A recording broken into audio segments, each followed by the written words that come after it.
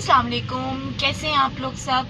अच्छा, आज का जो टॉपिक है जिसके ऊपर मैं डिस्कशन करने जा रही हूँ वो ये है कि जो कोरोना वायरस है उसने सबको परेशान कर लिया। बहुत सी फैमिलीज़ बहुत डिस्टर्ब रही हैं इस पूरे लॉकडाउन में, क्योंकि फाइनेंशियल बैरियर्स होते थे, जॉब्स लोगों की, बहुत से लोगों की जॉब्स चली गई, बहुत से लोगों के बिजनेसेस डिस्टर्ब हुए हैं, बहुत से लोगों की रूटीन्स डिस्टर्ब हुई हैं। इतने प्रेशर्स होते हैं पेरेंट्स के ऊपर भी, बच्चों के ऊपर भी। आप ये ना समझें कि बच्चों के ऊपर कोई प्रेशर नहीं है। देखिए, उनकी एक रूटीन सेट हुई हुई थी जो कि लॉकडाउन में सब ख़राब हो गई। वो अपने फ्रेंड्स से मिलते थे, रोज़ स्कूल जाते थे, उनका एक सोशल नेटवर्क था, वो सोशलाइज होते थे, वो उनकी टीचर्स उनको फिज़िकली पढ़ाती थी।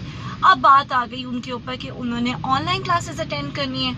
ऑनलाइन क्लासेस जो हैं वो कुछ पेरेंट्स तो दिलवा सकते हैं, कुछ पेरेंट्स नहीं दिलवा सकते हैं, क्योंकि अगर एक से ज़्यादा बच्चे घर में हैं और लैपटॉप या कोई भी आपका जो जिसके थ्रू आपने ऑनलाइन क्लासेस लेनी है वो एक ही है ये, और एट द सेम टाइम आपके हस्बैंड ने भी आपके उसी लैपटॉप के ऊपर अपना ऑनलाइन वर्क करना है, तो ये पॉसिबल ही नहीं है कि बच्चे ऑनलाइन क्लासेस टाइम पे ले सकें।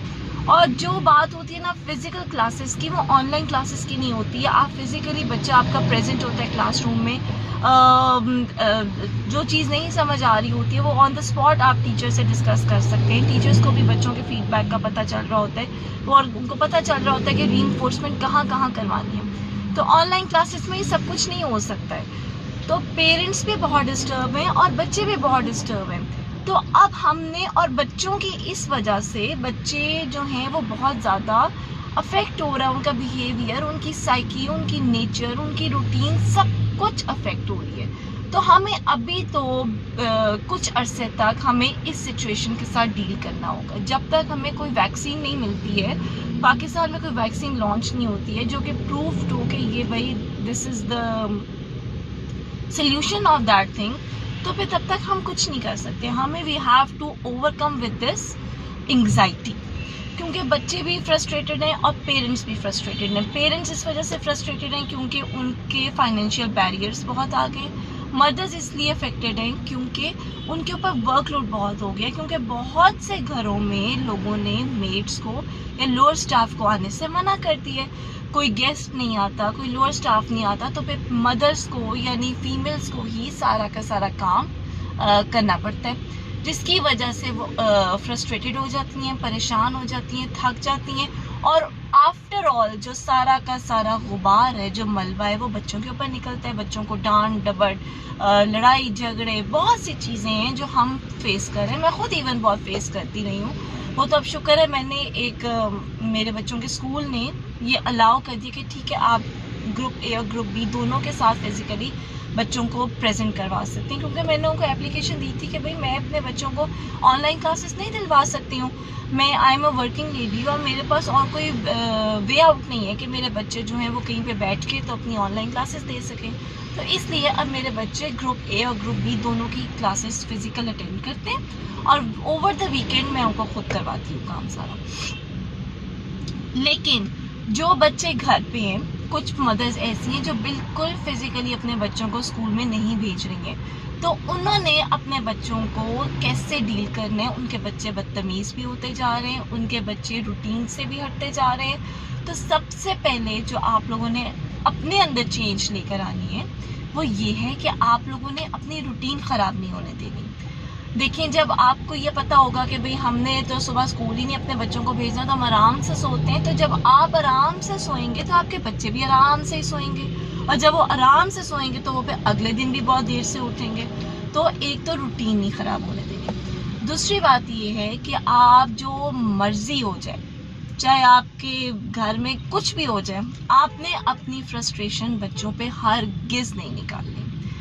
बच्चों पे जब आप फ्रस्ट्रेशन नहीं निकालेंगे, ऑटोमेटिकली बच्चे हो जाएंगे पॉजिटिव, सोचना शुरू हो जाएंगे, उनके बिहेवियर में भी चेंज आएगी। अच्छा, अब आपने बच्चों को बिजी कैसे रखना है, क्योंकि बच्चे तो हमारे लग गए हैं आईफोन्स के ऊपर, आईपैड्स के ऊपर और इन मोबाइल्स के ऊपर, एप्लीकेशंस के ऊपर। वो हर वक्त गेम्स खेलते रहते हैं, वीडियोस देखते रहते हैं, पढ़ाई की तरफ उनका रुझान ही नहीं होता जा रहा है। कुछ हम भी बहुत लीनियंट हो गए हैं, क्योंकि हम कहते हैं कि भाई जब देखा जाएगा, जब स्कूल्स प्रॉपर ओपन होंगे तो देखा जाएगा। तो हमने क्या करना है कि हमने बच्चों को इन चीज़ों से हटाना है। कैसे हटाना है?